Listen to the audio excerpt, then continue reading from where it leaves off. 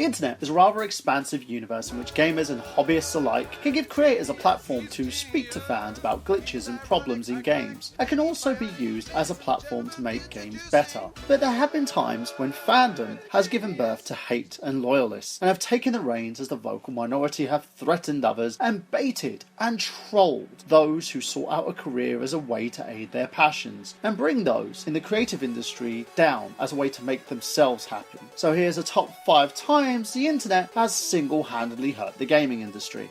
Number 5. The Phil Fish situation. Reported by Owen Good on 27th of July 2013, Polytron Studios behind the indie hit Fez announced over its official Twitter that development on the sequel had been cancelled. This in relation to Phil Fish and his issues with criticism from an internet personality known as Marcus Beer, who editorialises the Annoyed Gamer brand, which is part of the game trailers. He tore down Fish on the site's most invisible wall panel, and it has been deemed that he went too far as Fish was unwilling to comment on Microsoft's newest policies regarding independent developers on Xbox One. These policies, however, had been laxed due to Phil Spencer's involvement with the company and a U-turn on the Xbox brand itself. Beer, in a 3-minute rant at the beginning of his broadcast, called Fish and indie developer Jonathan Blow self-styled kings of indie genre, and said that the pair, whom he called Blowfish, were bitching and moaning about reasonable media requests for their reaction to a significant industry development. Beer in essence accused them of seeking publicity when it was presented to them in a favourable light, but dismissed the press if it didn't serve their promotional needs.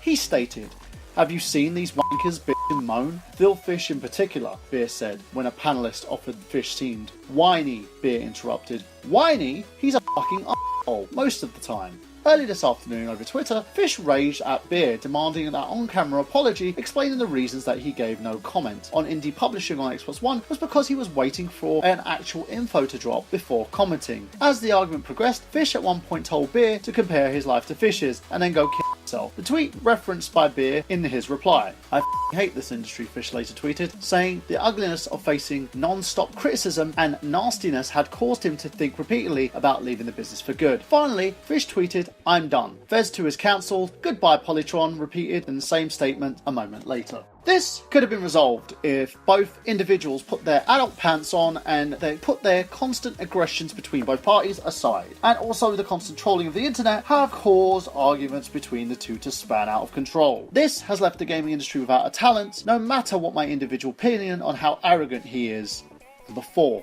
The Gamergate controversy. Gamergate has been tarred with a couple of different brushes. There are those who deem it as a form of harassment by those using the term to target people like Brianna Wu, Zoe Quinn, and also Anita Sarkeesian. These 3 women have also used their own methods to rile up trolls in order to gain more media attention and play publicity by becoming career victims. Social justice and the internet validation of feminism to this so-called nerd genius, of course, I should state that this has boiled down to 2 specific issues. A cultural war, as you have individuals who are using gaming industry as a way to publicise themselves and their projects in order to generate funding in a select group of individuals, and a bunch of childlike trolls who went overboard leaking naked photos of said individuals and accidentally strengthening their causes. Years later, no one has benefited from this so-called movement. Gamers are being called boys club and being plagued with misogyny by the press, and also you have people like Anita Sarkeesian still trying to remain relevant with her recent bashing of Zelda Breath of the Wild as a way to draw out media attention in hopes that the masses of internet would spread to defend this bestseller. But luckily enough, people have grown, adapted, and have learned a lesson from the shocking controversy, in fact that it has benefited no one.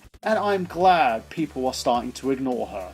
Number 3. Swatting. The action of a practice of making a hoax call to the emergency services in an attempt to bring about and dispatch a large number of armed police officers to a particular address. This, by far, ladies and gentlemen, takes the cake. This has happened to multiple Twitch streamers and to gamers alike. It cost the police millions and has caused fear in families and small children. Toby Myers from the Retro reports that a man from Britain has been charged due to his use of swatting, as he contacted the police using Tyrone Dobbs' address and stated that he was armed with explosives threatening to kill others. The police broke down and shot Tyrone Dobbs with a rubber bullet, fracturing his nose and leaving him in a bloody mess while his family watched on, scared, confused, and quite frankly angry about what they've just seen. What the hell happened that people would go this low in order to troll another human being. I hope that they throw the book at this individual who caused this, as it created something rather disturbing in the online community, which has no place for hate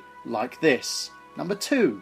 Game dev harassment. There is a litany of occasions in which game devs have left their positions or have been forced to quit due to a bunch of harassment from a gaming community member. One such incident happened in 2013 as a senior writer for Dragon Age 2 decided to quit BioWare. Jennifer Helper was working on Dragon Age Inquisition but quit to go freelance due to the threat that she and others of her team received on the wake of Dragon Age 2's release. The game was unpopular with many hardcore fans, and although she ignored most of these threats and abuse, she also had her family threatened. She was emailed death threats and threats against her children. It mirrors an incident where fans of Call of Duty franchise did exactly the same thing and threatened a Call of Duty developer because of last-minute changes to the game. In an interview, Helper stated that fans called her a cancer to BioWare and hated the changes that she helped implement in the game that caused her to debate whether or not she should be staying in her position. This issue in twofold could cause governments to increase their stranglehold on this medium. Number 1. The rise of DaddyOFive. On the internet, anyone can be famous. It doesn't take skill or substance. If people are hooked on the channel, they will migrate in droves. And this is why DaddyOFive to me became one of the reasons why the internet is a dark place. People were tuning in droves to watch parents prank their children, giving their children trips, presents, and saying that this was all in the name of fun because, hey, it's just a prank, bro. But yet fans tuned in, giving the channel a rise in subscribers, and those videos would include videos titled like an 8-year-old gets waterboarded and describing the epic freakout that the parents brought upon their children. Their contents were in line with the titles and showed the parents telling one of their children that he was being adopted out of the family, had his belongings destroyed, and was being blamed for destroying the house. This would usually end with the little child known as Cody, who bore the brunt of these pranks, weeping and crying and pleading with his dad to bring the videos to an end. His father would then utter the catchphrase, "It's just a prank, bro," which appeared to intend to make Cody happy, but it didn't. It usually had no adverse effect. Videos being viewed more than 1 million times, giving birth to a huge fandom on the channel that only manipulated the YouTube system in order to become an internet famous and thus cause controversy, while Philip DeFranco, along with other YouTubers, took aim and exposed the channel for what it was, a vehicle for child abuse. The channel has now been restricted and social services have taken two of the children away. But as someone who tries to see both sides, this is bloody disgusting, and part of the whole drama is people willing to watch the abuse, and thus is the reason why this is our number 1 pick. And I hope we as people can understand to communicate better and hopefully not destroy what we have built on this platform. So that's it from me, and I shall see you tomorrow for another top 5. And do you agree or disagree? Do you believe that I'm right or wrong? As always, comment below, and if you like this video, make sure you like, comment, subscribe, and share for more top 5s. And this is Michael Burhan saying that I've got gameplay. Have you?